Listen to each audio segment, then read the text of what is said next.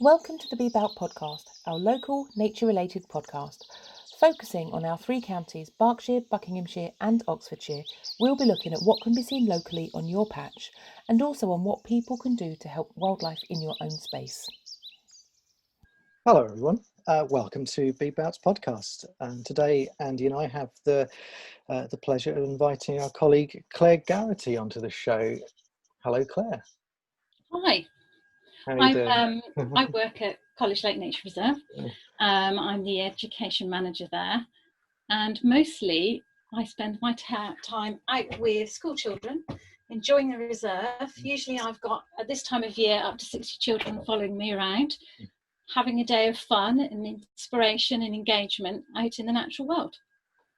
It's a little bit quiet at the moment because obviously the site's closed at the moment, isn't it?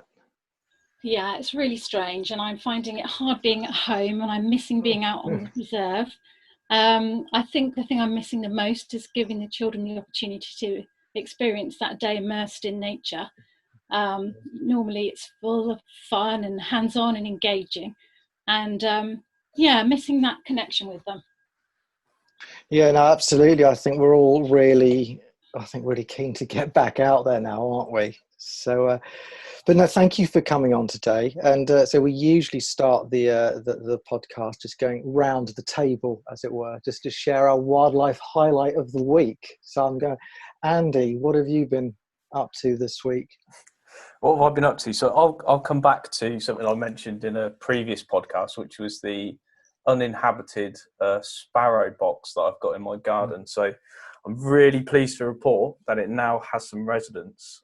Sadly, not sparrows, but I've got a little colony of tree bumblebees that have moved in. So really? which is really nice. So I've been watching them quite a lot. Obviously, keeping my distance and respecting their. You've got to use social distancing with bees. It's an important thing to do. But yeah, that's been my highlight really, and it's so easy because I can just step out my back door and watch them. So it's great. How about you, Ed? Mate, I think it's a really simple thing actually. I was just out walking, out for a walk. I think it must have been on Friday or Saturday, and there's quite a lot of sort of open arable land around us as farms. But there's like one field in particular, which is there's a big row of trees. I think it's an old plantation alongside. And it was just the wind, it was really breezy, and just the trees were just swaying, dancing in the wind, and then the sunlight was just catching the underside of the leaves, and just for a few moments, just standing there, yeah, really beautiful, really lovely moment. What about you, Claire? Well, do you know what? I was thinking about the wind. It has been crazy, hasn't it? But I've been, whilst I've been working, I'm up in the attic at the moment, and we've got a skylight and an old chimney, and the jackdaws are nesting in there, and they are incredible. I've not really had the chance before to sit and watch them, and as long as I don't move, they just get on with their thing. And so there's a nest in there, and you can hear when the adults come back to feed, the squawking of the babies down in the chimney. Of course you can't see them, and then they do this crazy popping around, dancing around on the top, and then they just launch themselves straight down the chimney, tuck their wings in as if they're diving straight down into it. So it's been really fun. I've also borrowed a friend's kind of like vision camera, a wildlife camera, and I've strapped that onto the ceiling and tried to record what they're up to. So I've been really enjoying that and just trying to find out more about them. Really amazing birds, really smart, really clever, pretty cool looking, bright light eyes. Great fun. Yeah, I'm sure my mum, I think she said that her I think it was her grandmother actually had a pet jackdaw that we were talking about, during the war, I think. Yeah, and apparently it was really mischievous, and it would just go to stealing things like left, right, and centre. So I think they're renowned for that. Sorry, yeah, Claire. They are. Yeah. They're really funny, and definitely when they're building and nesting in the chimneys, they drop all sorts of rubbish on the floor where they've been collecting things to build their nest. Funny little birds, really smart. So today, our topic, well, it's nearly June, so that can only mean like one thing for the Wildlife Trust. It's 30 Days Wild is coming up, so we thought we'd have a chat about that today. So first of all, I guess there are people who won't have heard of it. So what is 30 Days Wild? Well, it's a campaign that the Wildlife Trust in general have been running for about the last 5 years, and it involves getting as many people as possible to join up and do something wild every day for the whole of the month of June. The idea is that you do something called a random act of wildness, and that could be absolutely anything really. It could be as simple as spotting a daisy in the grass. It could be looking at something on a webcam. It could be actually going out and building something and taking action for wildlife, all sorts of things. And the trust just wants to get as many people involved as possible with joining up.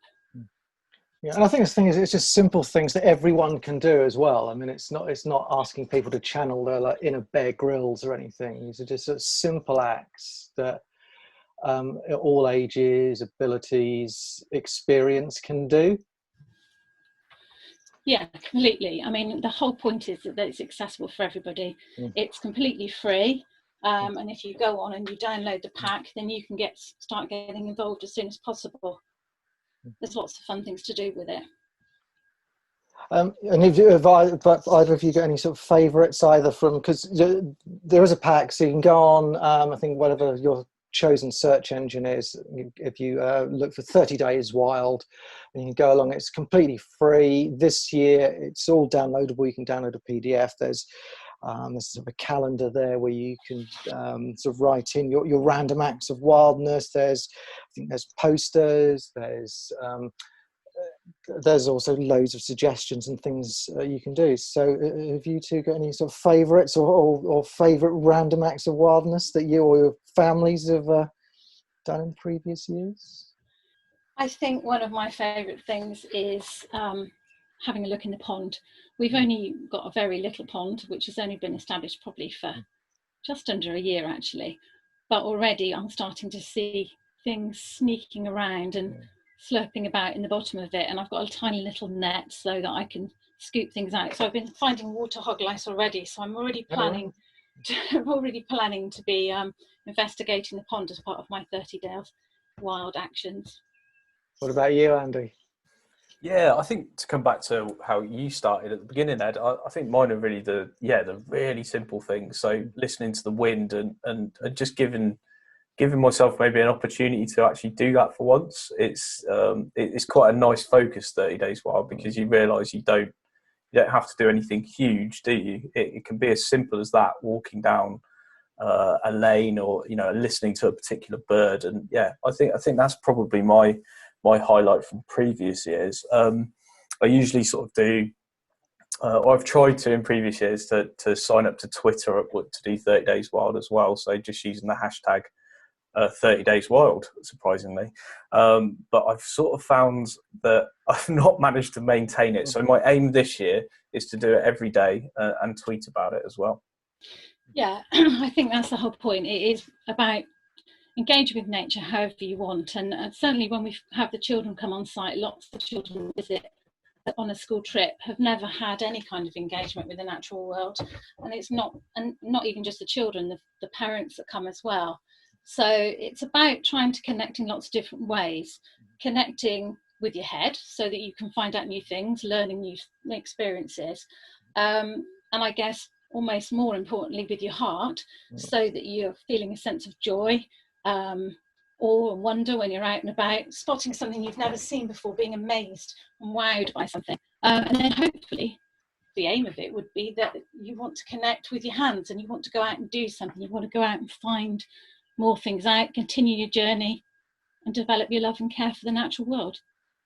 Yeah, absolutely. Because I think although it is intended to be just like really sort of fun and feel good, which it is, it's really enjoyable. And as you said, Claire, it's about sort of the joy and the wonder and delight of engaging with nature. But the reasons for it, there are some sort of serious sort of reasons for doing this as well, and why you'd be involved as well. Because obviously, nature is in trouble. Again, we talked about this in previous podcasts. We're facing multiple emergencies, and I can't remember where this quote from, but I read somewhere about that we're on the wrong side of a broken relationship with nature.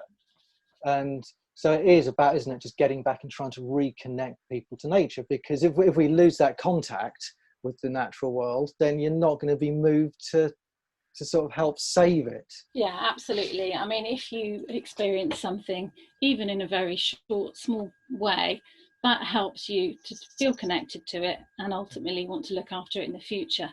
And what we do as part of our work every day is about that, really, just wanting to make sure that everybody has the opportunity to engage with the wild and being out there and new things, but that they want to look after it. And it's not about knowledge necessarily or ID, is it? This is not about going up mastering this. It's, as you say, it's about engaging with the natural world. Well, I think the term is like nature connectedness, isn't it? And it's about moving beyond knowledge and ID to form a more emotional connection with the natural world. Yeah, absolutely. You want to encourage people at the very first start, well, at the start of it, really, just to think about how they can connect in a really simple way, just like I was saying. It might be looking at the clouds, it might be looking at the wind, but using all your senses, looking at what you can, seeing what you can spot, listening with your ears, experiencing something crawling over your hand. It doesn't matter what that thing is. You don't need to be able to identify it immediately, but just know that holding it is giving you a response, is making you feel scared or amazement or joy, all of those things.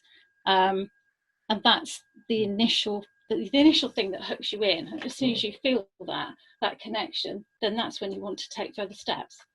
Yeah, I'll tell you, I mean, what is it? The brain feels before it thinks, doesn't it? And it's, I guess it comes back to that deficit, isn't it? That nature deficits.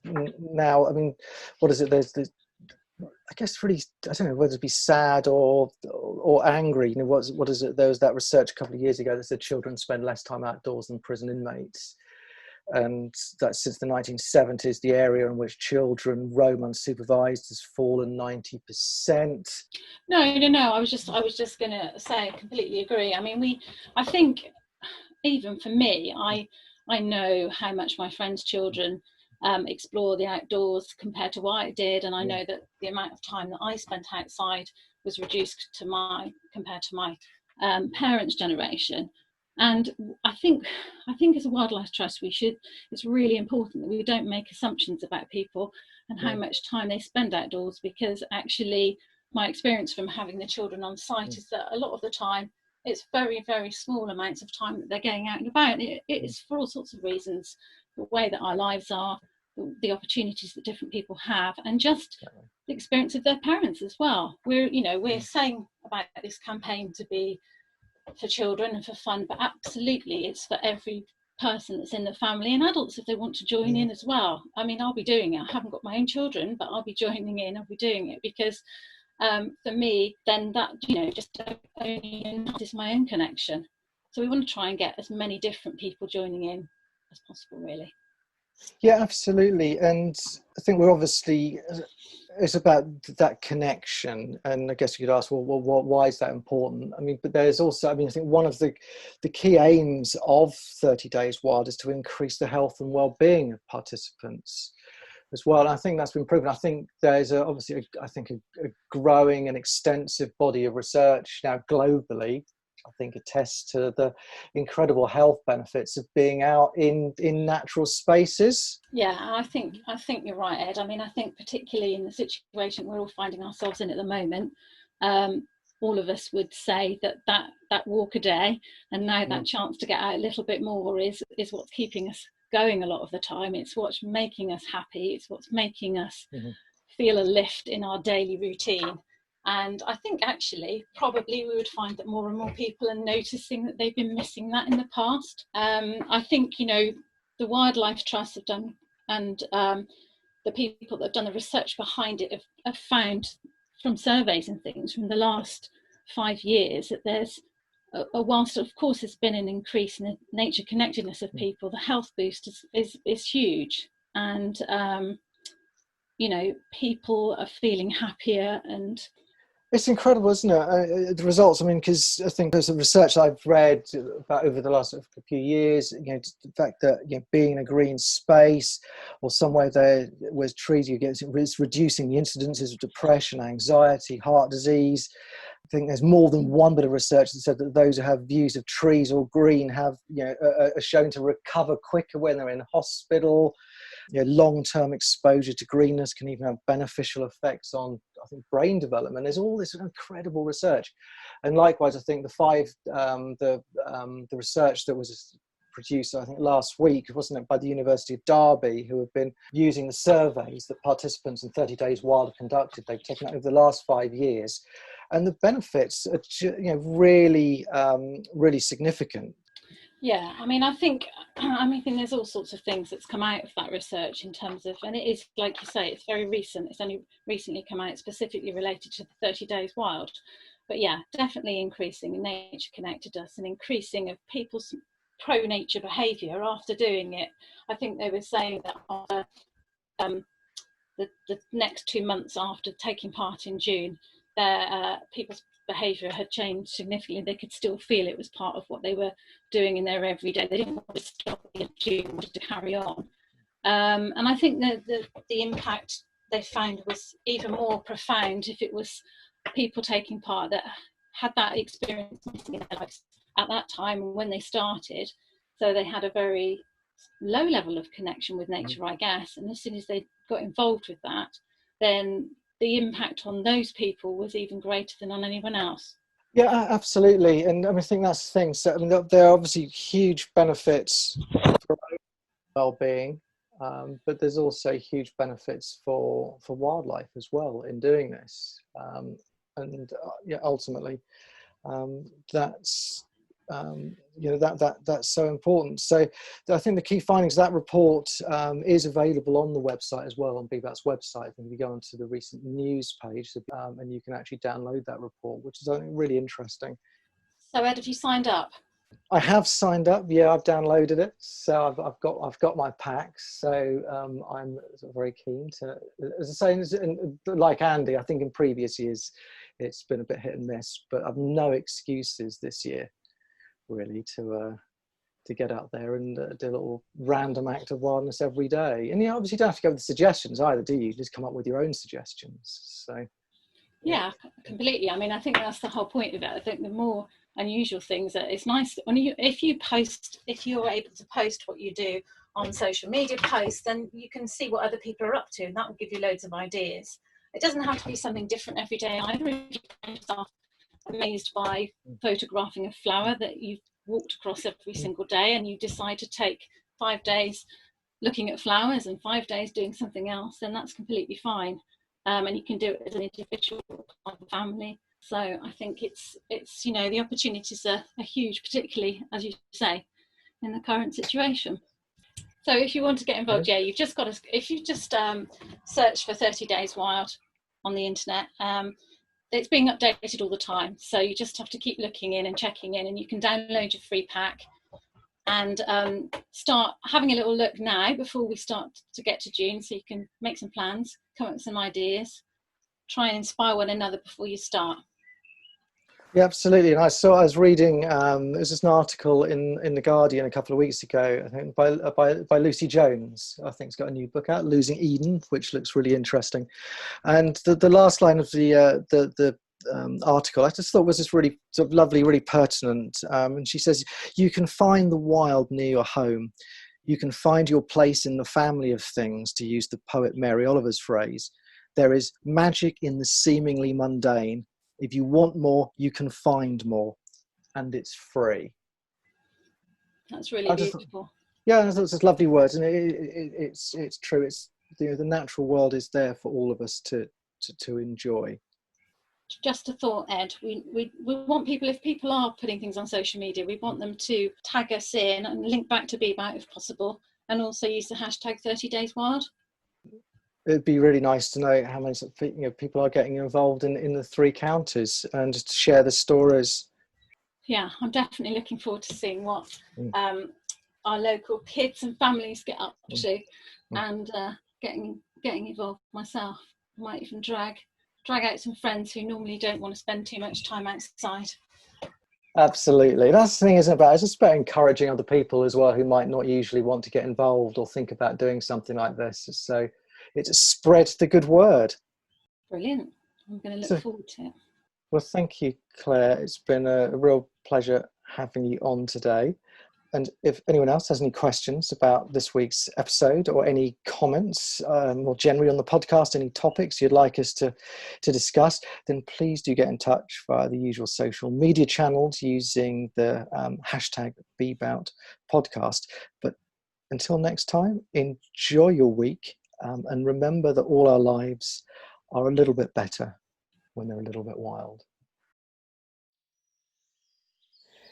You have been listening to the BBOWT podcast. We hope you enjoyed it. For more information about your local wildlife trust and how to join us, please visit www.bbowt.org.uk.